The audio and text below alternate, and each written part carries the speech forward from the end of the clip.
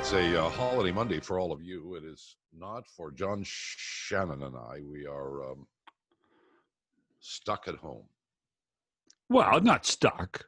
Well, I'm stuck. Aren't you stuck? You just Well, for gardening all weekend. Yeah, but that's supposed to be fun, Bob. Really? Yeah. Who taught you that? Well, Mickey? you see, you hire you hire someone. Your wife convinced you that this is a fun thing to do, John. You should do this and be happy doing it. No, the only thing I would tell you, Bob, is the plants don't talk back. That's the nice thing about plants. I'll give you that much. So, you're out there. The weather's normally nice. It's pretty good out there with me and my friends. Well, either get rid of the plants or get rid of the wife. One of the two things, and life will be perfect. Hold on. Is this you giving me advice? Well, I'm imparting words of wisdom. Oh, okay. As a man of great experience in this regard, as what experience in gardening, obviously, because no, I have no experience in gardening. So take of that what you will. Okay. We got a lot of stuff to discuss here. Oh, and by the way, for those of you who are listening, driving down from your luxurious cottages or whatever the hell you're doing on this holiday Monday, we decided not to bug anybody else. So we're just going to bug you ourselves. Yeah. Just Shannon. And I might get in the title because of this. No, you won't. Oh. So here's the story of the weekend, essentially. There are a bunch of stories, and we're going to try and touch on as many as we can get to. But Novak Djokovic is losing to Carreno Busta in I want to say the fourth round of the U.S. Open, but it doesn't really matter what round it is. And is down 6-5 in the first set, and has a ball in his hands, is walking along the baseline and smacks the ball towards the back wall in the general direction of the ball person. But the ball hits a linesperson in the throat, and a female, and she goes down in some discomfort. It is clear. Djokovic immediately throws his hands up and, as if to say, oh, God, I didn't mean to do that, and walks over to her, checks to see how she is. He is there for, 10 seconds, whatever. He's got his hand on her back. We don't know what he said to her. I'm not here to defend Djokovic, but I want to put everything into context because I think this has gotten a little carried away for those of you who haven't seen it. And rightly, under the rules and regulations, Djokovic is suspended by the USTA and is kicked out of the United States Open as the number one seed. And look, you never know, but probably about to win another major championship. To you, right call, wrong call, or the only call they could make? Well, when you consider that tennis rules are really about on the line, off the line, and it's now gone to a science of technology, I think it's the only ruling they could make. I didn't like it. I think it was a complete and utter accident. I didn't even, he didn't. It wasn't as if it was in complete anger, in my opinion, and he swiped the ball back to the back of the court. And as soon as he realized what he had done, he was in complete distress is the bad word, but in was in complete an apologetic mode. Complete sympathy, absolutely. So the rules are the rules, and so if you do it for Djokovic and you don't do it for the qualifier, then you've got a problem. This guy's a marked man, though, in many ways when it comes to tennis right now. I mean, whether it comes from his COVID tournament earlier in the year, right? He's a polarizing guy in the game. I actually, certainly I felt bad for the line judge, but I really felt bad for him in the end. I did too. Because I did too, and I'm not overtly sympathetic to Djokovic. I wonder. Here's the one thing. I wonder, Bob. It's very easy to do now, but I wonder if there were people in the building. I wonder if the stands were full when people buy their tickets to see the stars. I wonder if the ruling would have been different. Oh no, I think it would have been exactly the same. In fact, it probably would have been perceived as worse because those New York fans would have booed the hell out of him. They were buying tickets. They would have bought tickets to watch him play because he's that good. Well, let me ask you this: the ball hits this female judge in the throat, and she goes down. And my first reaction was, if the ball had hit her in the shoulder, at the speed at which it was hit, it would have been insignificant in terms of her health. She would not have been injured by it. Right. Would the USTA have suspended him in that account? Well, again, the rule is if you hit someone with the ball, it doesn't say where you hit them with the ball. The ruling probably would have and should have been the same. Did he do it in anger? No, there's no way he did it in anger. There's no way. Some level of frustration, but no, only to himself, not to someone else. No. And we have to point out two things. Number one, Denis Shapovalov becomes the first Canadian to make it to the round, the final 8. Right. In the United States Open, and there may be 2 more today. By the time people are listening to this, Pospisil and Auger-Aliassime may indeed join him, and wouldn't that be something? But at this point, when we are recording this, it's just Shapovalov. Let us not forget that not so long ago, Denis Shapovalov lost his temper and smashed a ball that hit the chair umpire. I don't remember if it was in the cheek or the eye, but it was pretty close to the eye, and likewise was suspended. But that ball was hit in absolute anger and was hit hard. That was not what happened with Djokovic. No. To me, they're 2 vastly different issues. This one, I mean, any replay I've seen of him today, or even late last night, it was, oh my goodness. He was in as much shock as anybody. Again, it goes to the black and white of the rules of tennis versus what exactly happened. And I think in the end, it's a shame. I bet you the TV networks are not happy that he's out because he's still a draw. But the rules and the integrity of tennis have to be enforced, I suppose. I guess so. I have read the rule book, or the rule. Yeah. It's been published, and it's pretty clear. I don't think there's grounds for an appeal here. I suppose the thing that concerns me the most, or the only thing that concerns me, is the way the tennis community is reacting to this. No. But as if it was far more significant than it was. In any event, we invite people to watch the video. It's available all over the place if you didn't see it live, and judge for yourself. Yeah, the only thing I would say about the tennis community reacting to it is how social media reacts to anything. I mean, it's always over the top. That's a fact of life now, Bob. I guess you're right. That's so. That I wouldn't even worry about that for him. To me, I think it's one of those ones where perhaps, and it won't happen because tennis just doesn't do this. Perhaps the rule needs to be reinterpreted. Have you watched much of this U.S. Open? I haven't. I did watch yesterday. You watched Shapovalov last night?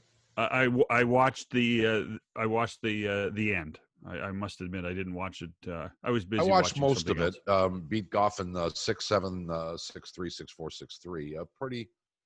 And it was interesting because the first set they went to a tiebreaker. Right. and Goffin wiped him out 7-0.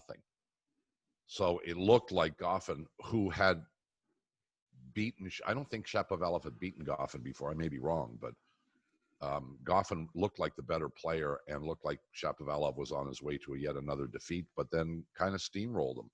I was reasonably impressed by Shapovalov's performance, although I must say I think he could use a little more variety in his game, and I'm kind of surprised that we don't see that. He just basically hits it hard, and there's nothing wrong with that. But I wonder if he can sustain this through the final. Well, that's like a pitcher. You need more than one pitch, right? Well, it raises the question of so Pospisil knocks off Raonic, which was really quite surprising. And Pospisil is just one of those guys who just hangs around and hangs around and hangs around and never really does anything great. But every once in a while jumps up and bites somebody. And I don't think any of us have the confidence that he can be, the first Canadian to win a U.S. Open on the men's side. Auger-Aliassime, on the other hand, seems to me to have a much more complete game than either Pospisil or Shapovalov. I don't know how much you've seen of this kid play, but not much at all. Not much at all. But I'll tell you what, from what you read and what you hear, his pure athleticism is something that is, and they're all great athletes, but his pure athleticism is the thing that I think puts him in great stead. Well, he can move around the court like crazy. He can get to almost any ball that anybody can get to, and he has the full variety of shots. Yeah. Probably doesn't hit his ground strokes nearly as hard as Shapovalov. Certainly doesn't hit his serve as hard as Raonic. No one does. But in terms of all-around game, he's got just about all the pieces. You never know. Some of these guys come and go, as fast as, they come and they explode and then they disappear. But this guy's got a chance, at least, to be. The interesting thing is that when you look at where men's tennis is in Canada and where the growth is, the growth has really come in the last 5 to 7 years. A lot of it because of guys like Raonic, and so in the end, the guy that we expected to be the first big winner is actually going to probably be surpassed by some of the guys he actually helped inspire in many ways when you think about the young guys versus what Milos is going through right now. Moving on. Stars beat the Golden Knights 1-0 in the first game of the Western Conference final. It was it put my feet to sleep. Look at, if you're a hockey puck, every game is interesting. And what did you take away from that one? Anything? Well, clearly not, because you're not. No, because it is the classic case of what happens in the third round of the Stanley Cup playoffs. Meaning? Is that by the time the teams have gotten to this point, there's just not near the energy to start the playoff round. And what happened was, obviously Vegas had little or no energy. They're finishing 3 games in 4 days. Dallas had an extra day off and realized the only way they were going to win the game was to play a 110% defensive style of hockey and keep Vegas out of the middle of the ice. Vegas after the second period, Bob, only had 12 shots, and that's that with what we saw with them against Vancouver in the previous series, just was such a contradiction of where they were and what they were. I think that Rick Bowness knows that the only way he's going to beat Vegas rather, is if they play a slower paced, for want of a better word, a dull version of hockey. And then hope that they can hold them off. And right now, Vegas is having a difficult time scoring, not just against Dallas, but they had a terrible time scoring against Vancouver the last 3 games. Yeah. So the last four games that they've played in these playoffs, they've scored 2 goals with goaltenders in the crease. 2. Yeah, I know. And if I'm not Pete for lack DeBoer, of opportunities. oh no, but there was not many opportunities last night. But before that, in the Vancouver series, they had tons of chances. I mean, Mark Stone was stymied last night completely. Pacioretty, I think, had 3 shots. I mean, if not for their defense, if not for Shea Weber and Nate Schmidt, I don't know where the Vegas offense would have been, because I think between the two of them, they had 8 or 9 of the 25 shots. It was to me, this was a classic case of, okay, the only way we're going to win is we're going to dull it down. And I mean, you talked about hockey pucks would like it. There's a lot of hockey pucks that wouldn't like it. There's a lot of hockey pucks that we're going to have a difficult time getting involved and getting interested in last night. And then there'd be a few guys saying, oh my goodness, what a machine that was. Rick Bowness after the game he said, that's Dallas Stars hockey. Well, and I've known Rick a long time, and I think Rick's one of the great people of the game, and I'm thrilled for him to get this far. But this was just, okay, we're going to dummy it down. We're going to keep it simple. We're going to push them to the outside, and we've got a chance to win. Yeah, it's a crock of shit is what it is. And, I mean, we all know it, but that's what coaches do. Look, I want to address one more thing before we move on. Stop laughing. Fleury in goal last night. Yep. Can you figure out what DeBoer is thinking when it comes to his goaltenders? Is he like flipping a coin? Bob, we've talked about this. We've talked about this. Is there when we had Scotty on 2 weeks ago, we started talking about the Vegas goaltending, and I told you that day, Robin Lehner is going to be the starting goalie for this team. Robin Lehner's the starting goalie for this team. So why are you playing Fleury in game 1? Because you're appeasing your fan base. You're appeasing the goaltender. The other guy, hold on. The other guy has afford to listen to your fan base. The other guy fan base. You should not be a coach in the national. Last night, Pete DeBoer had nothing to lose. Here's why. Robin Lehner's this guy of the future. They're going to sign Lehner to a long-term contract. He's going to be in Vegas. What they're going to do with Marc-Andre Fleury is another story. We don't know yet. DeBoer, his number one guy, has played 3 games in 4 days. Has looked good. Shut out Canucks 3 times in the series. Including the last game he played. Yeah. Well, yeah. Yeah. That way, here's the thing, and this is you love playing both sides of the coin on this one, Bob, because sometimes shutouts are team defense. Well, I sometimes get it. What I mean. Robin Lehner probably had 7 difficult saves in Game 7 against Vancouver. I get it. Know what I'm saying. So here's the point. So Pete DeBoer's sitting there saying, okay, I'm in royal hot water with Fleury, with his agent, with the fan base. Who knows if I'm in hot water with our pal McPhee? Don't know that. Who knows? And so what am I going to do? If I play Lehner last night and we lose, what do I do now?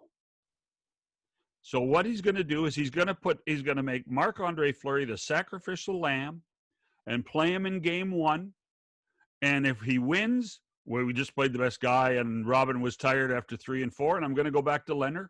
And if he loses, well, I'm going back to Lehner.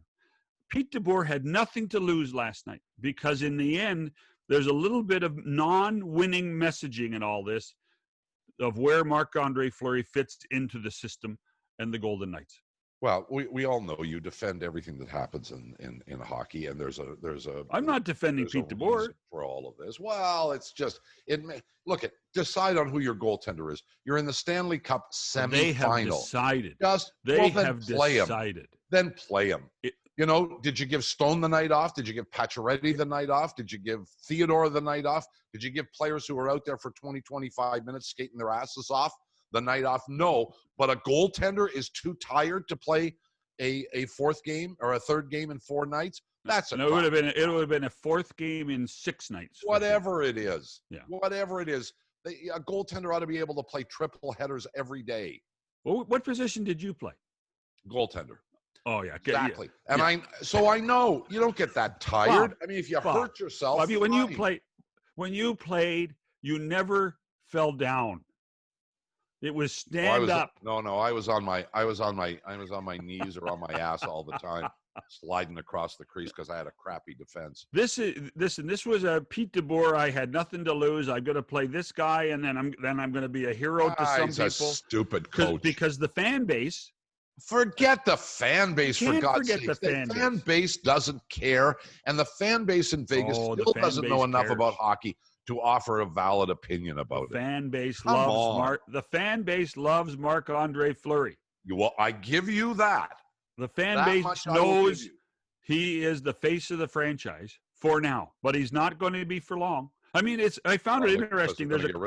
There's a commercial on the air because somebody in an ad agency in Toronto thought, well, who's going to go a long way in the conference in the playoffs? Oh, Vegas is.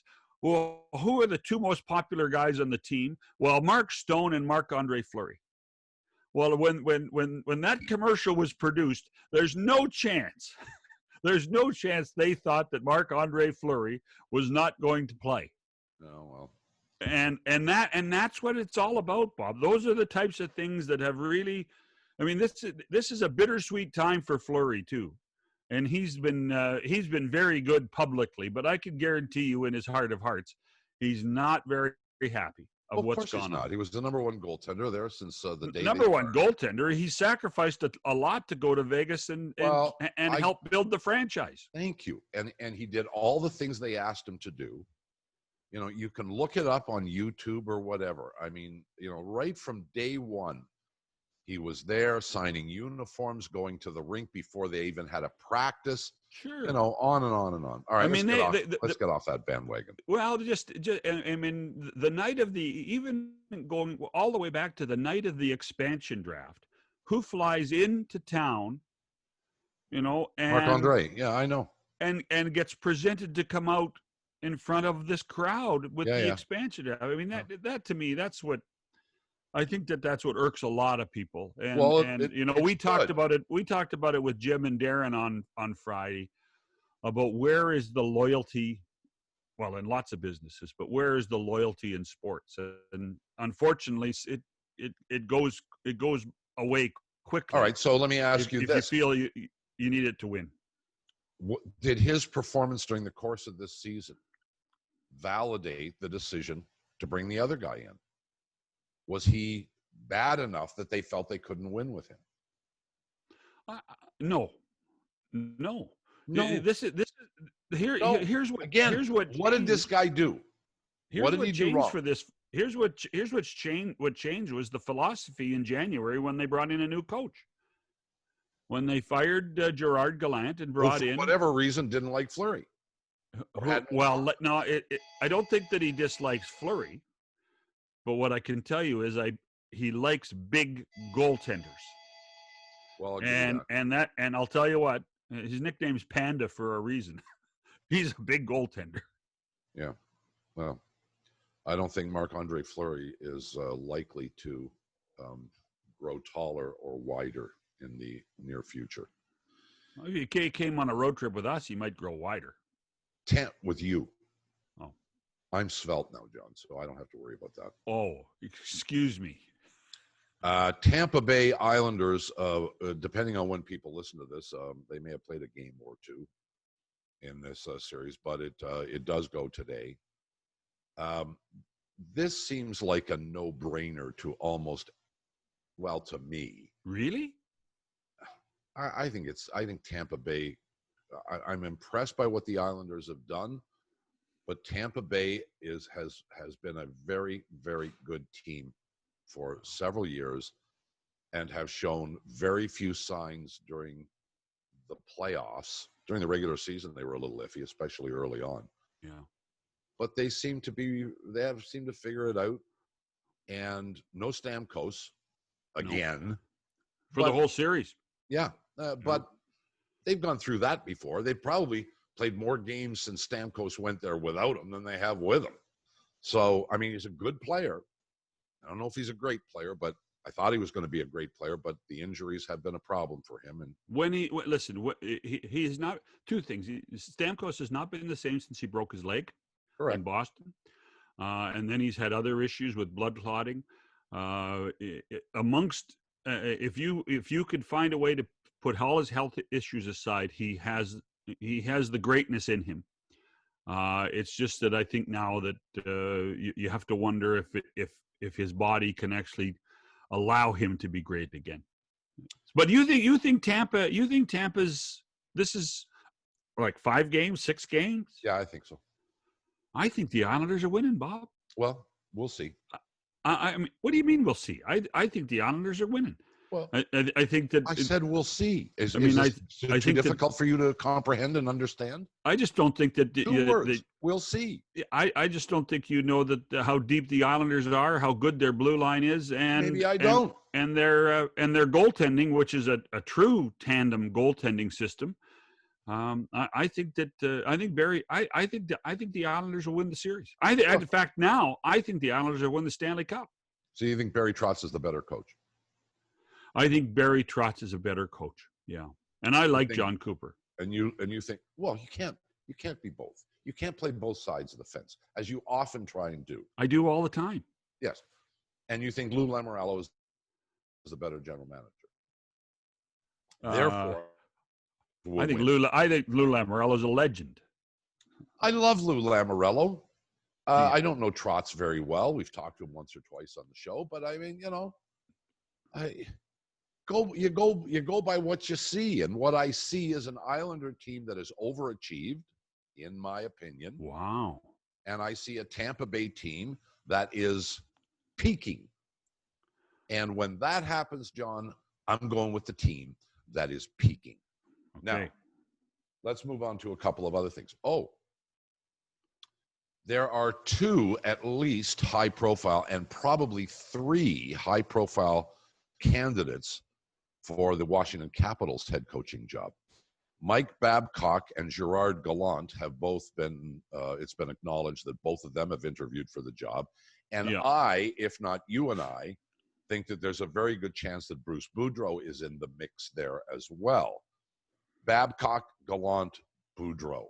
Can you ever remember 3 more accomplished coaches all being available at the same time? You better add one more name there. You better add Peter Laviolette, who's got his name on the Stanley Cup as well as one of the I haven't heard. Have you heard Laviolette? Oh, yeah, he's interviewed. Yeah, absolutely. Well, so you put Peter into there. Those are 4 really big names. So, who would you choose? Sentimentally, I'd pick Bruce. I can't argue with you.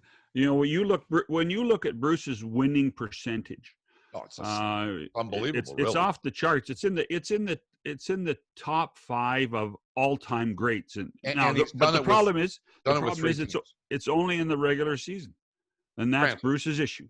That's Bruce's biggest issue, is that his numbers. I think it's 6.634 winning percentage.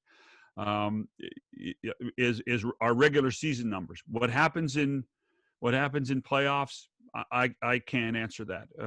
But at the same time, I mean, I think here's the one thing that I really believe that is a positive for Bruce in all this, is this is a fan base now that, I mean, I just can't imagine, and as an aside, I can't imagine them spending big money on Mike Babcock when they wouldn't spend that same type of money on Barry Trotz, and they would have never lost their coach.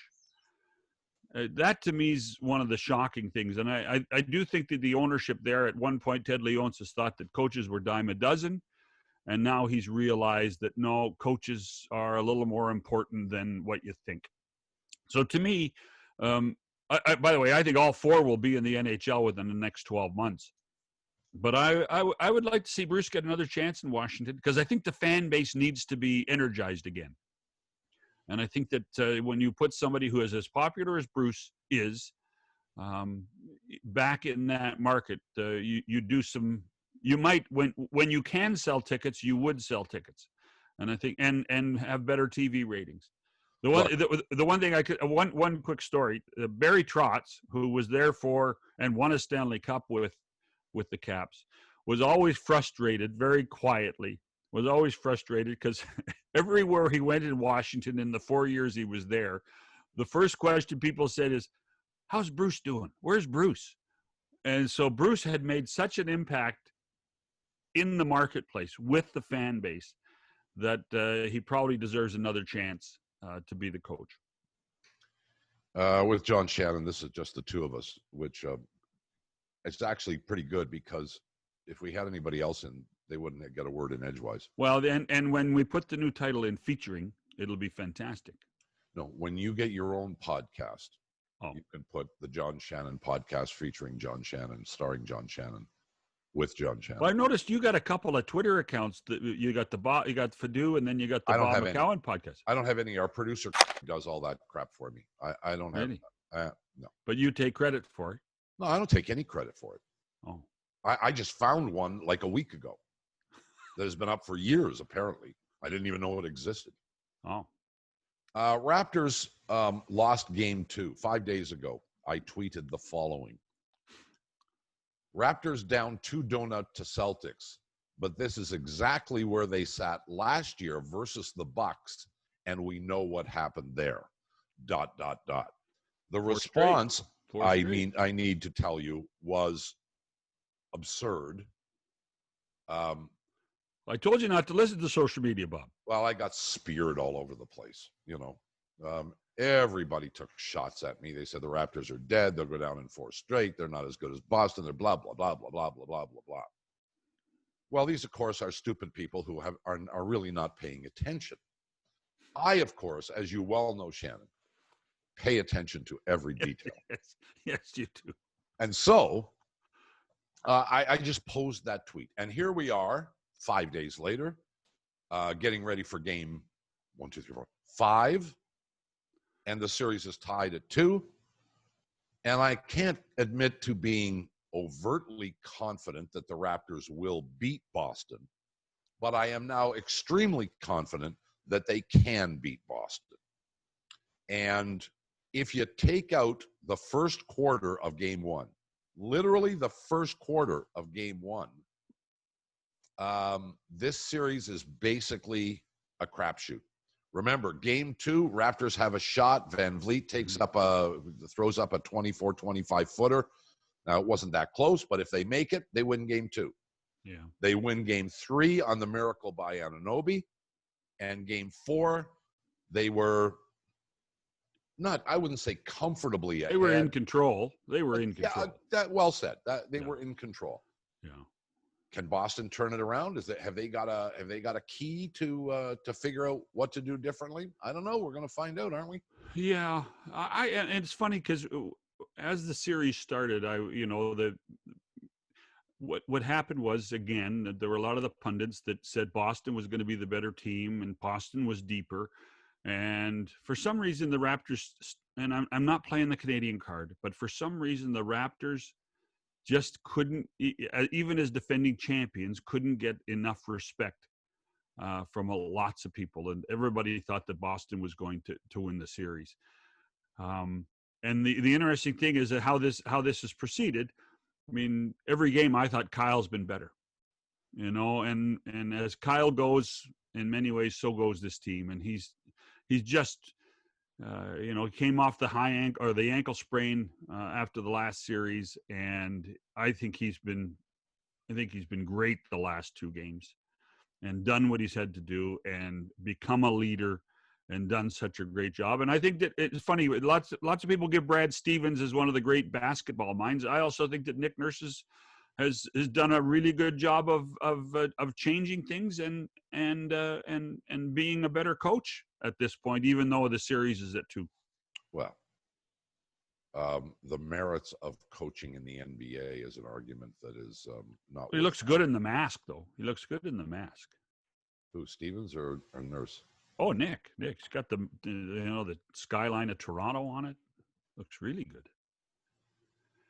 I'm so glad you brought that up. Well, you've got this conversation.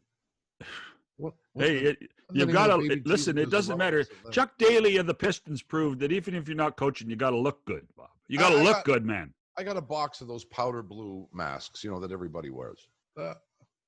Really? You have to make a fashion statement with your mask? Why not? Bite me. Hold on. The guy with the sunglasses is saying you got to make a fashion statement with something on your face? No. This is simply so that I can't see you when I'm supposed to see you. Well, we've solved that problem. No, you're on my screen right now. Well, you can actually change your screen to not see me. Well, I don't know how to do that. So until I learn how to do that. Hey, one quick thought. What do you think has happened in Milwaukee? I know, they've Bucks. Yeah. They have. I mean, this was a team that the Raptors beat last year, but they were, Giannis was going to be they almost the ran greatest. the table during the regular season, and then kind of stubbed their. When they came back after the COVID stuff, they weren't as good. No, even in the round robin, I don't even know what they went. We go 4-4, 5-3, something like that. And the Raptors go 7-1. Well, hell, Phoenix went 8-0. Figure that one out. Still didn't make the playoffs. You wonder if they're going to this offseason with Giannis's contract, are they going to blow things up there? Well, we'll get to that down the road. We've got time to talk about that, but the question is, do they trade him? I think they're going to go to him and say, we want you to. If I was them, I don't know what they're going to do. If I was them, I'd go to Giannis and say, look, you got one more year left, then you become an unrestricted free agent, and we're going to get diddly squat for you. Right. So either you're going to re-sign right now, or we're going to trade your ass. And that's the question I would ask if I was them. And maybe I wouldn't be completely angry if he said he was going to leave. All things considered. Because maybe Milwaukee takes a look now and says, was Budenholzer the right guy to hire as a coach? Do we have this a team together that without Giannis can win? Yeah. Is Giannis a guy who is an isolated player as opposed to one of the five? There's all kinds of questions that Milwaukee should be asking themselves, and I don't know what the answers are going to be. Well, I tell you what, if you're the Bucks, and Giannis will tell people that he doesn't want to re-sign there, that's the best thing that could happen to the franchise. Well, I don't disagree with that. That's because if they say we're going to trade you anyway, I mean, the fan base will be in full rebellion. Well, but you go to him and you ask the question. And if he says, I'm not going to re-sign, or I won't re-sign with you now, right? I think then the fan base would say, okay, I understand. And then you get down to what do you get for him? And it's not going to be it's not going to be more cheese. They got lots of cheese in Wisconsin. Is that the lesson you learned from Tracy McGrady way back when? I didn't learn any lessons from Tracy McGrady, to tell you the honest to goodness truth. Wow. And I don't think Tracy McGrady learned any lessons from anybody else. But that's another story altogether. Look, we're over time here. We are? Yeah. We just started. No, you just started. I was hoping you were going to explain the FedEx Cup to me. All right. The FedEx Cup? Oh. Yeah.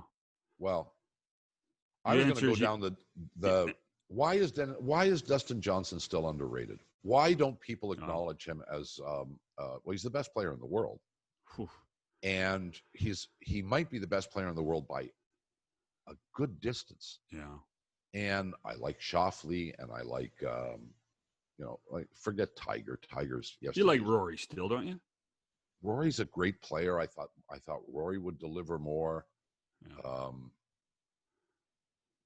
There are other guys out there that are really good, but DJ just keeps on chugging. He's 35 years old. His short game has become so good. Well, Holy smokes. he still hits it as far further than anybody else. Right, but Right? you know, There's a lot of maybe guys five can't. guys- A lot there's of five guys guys. can't hit the wedge.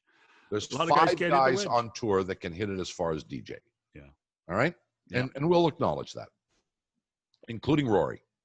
I don't think anybody in a long drive competition is sure they could beat DJ, but he can hit it as far as everybody. And the rest of his game is Lights near out. perfection. Lights out. It's lights out now. Absolutely. He But is really good. People And people I'm won't surprised forget. he's underrated. People won't forget the silly mistakes. People won't, But you know, whether but, it's a we hit. talk about that all the time, John. You talk about you make a mistake, you got to learn from it. You got to lose before you learn how to win. Sure. And that's exactly DJ's script. Yeah. Oh, yeah, no question. But people keep reminding themselves of the silly mistakes, whether it's hitting out of the bunker and grounding your club, whether it's falling down the stairs. I mean, there's tons of little things in Dustin's past that people would rather bring up than pay attention to what he's hitting from 165 and how he hits it stiff. You know? One more before we go. The state of Ohio has decided that their two NFL teams, the Browns of Cleveland, the Bengals of Cincinnati, will be each allowed to bring in 6,000 fans for their first two home games. Mm-hmm. The concept being, let's see how it goes. Fans must wear masks in the stadium,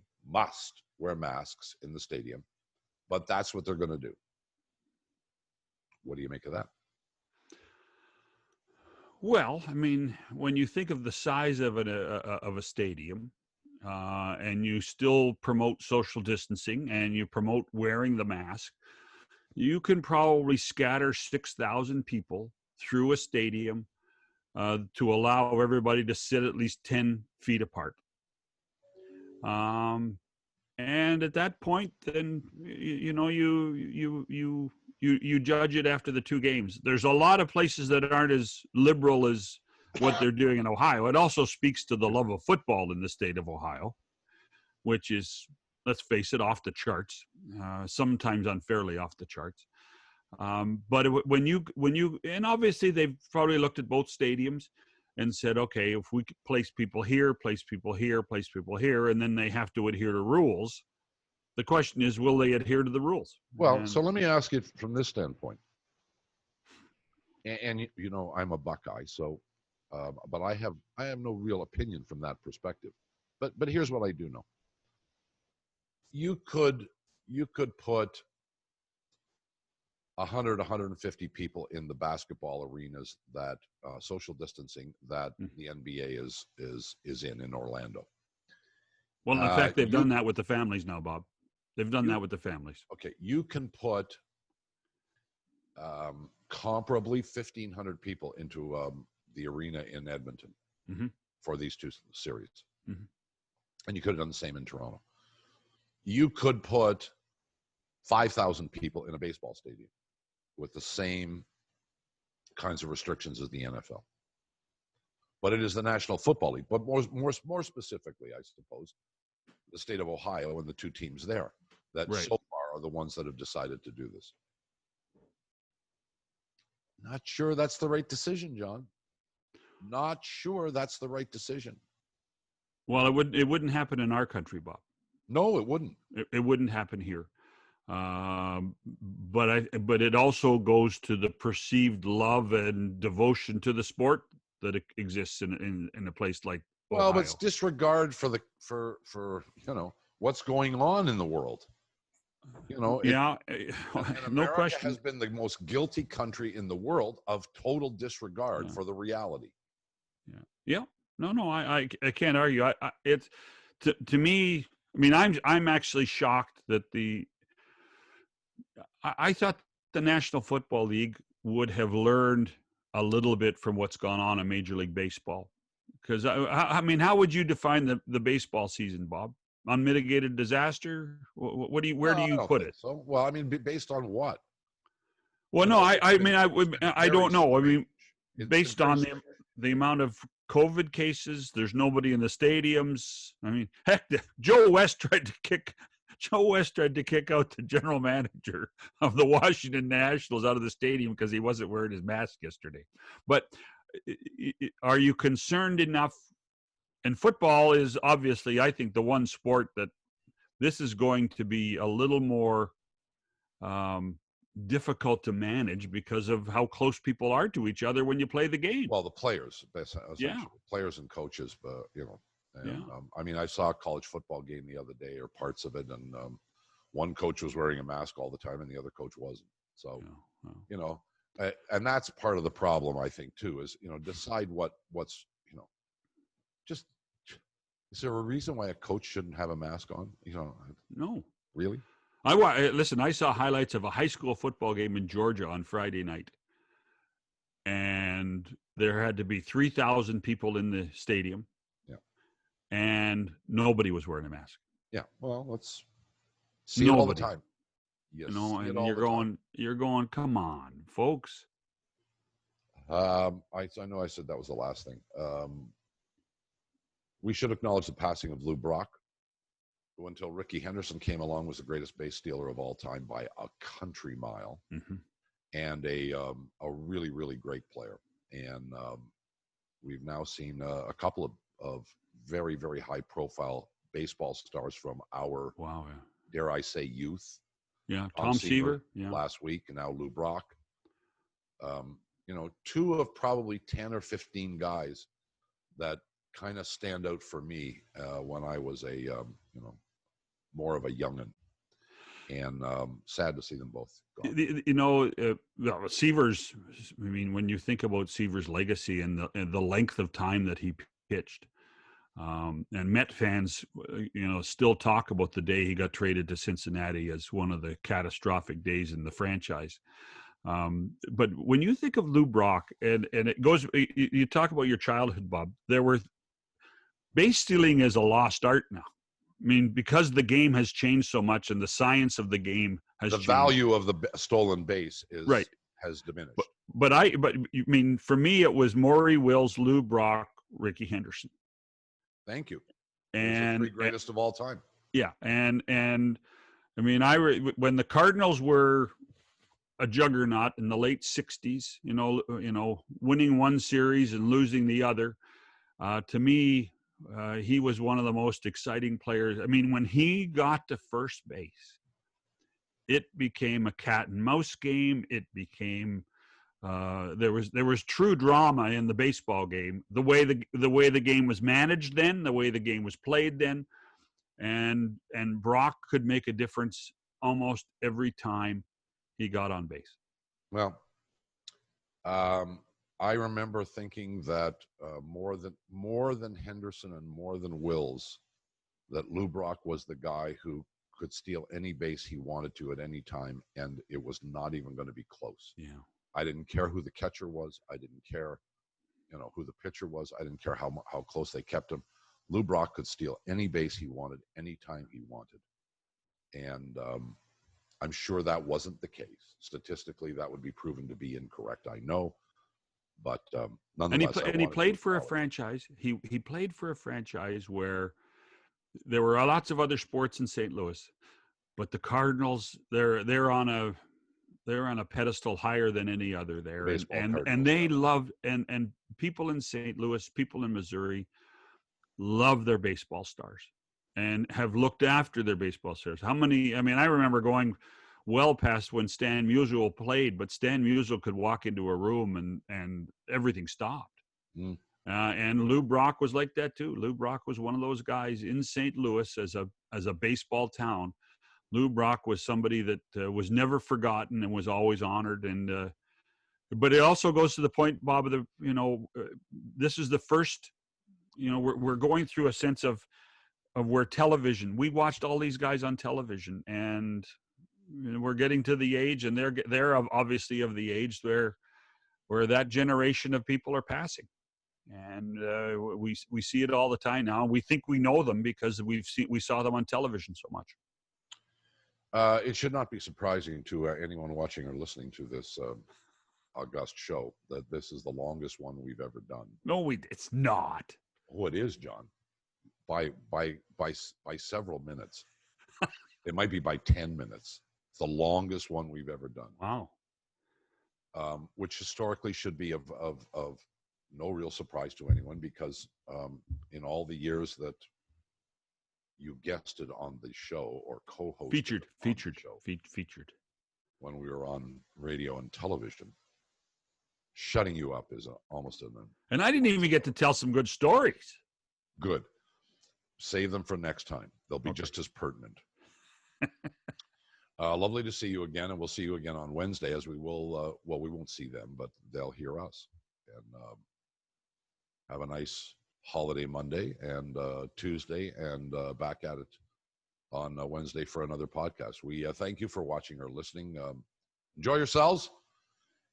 Sports in full gear right now. Lots of stuff to see, no matter what your favorite thing is. Enjoy it, and talk to you soon. Bye-bye.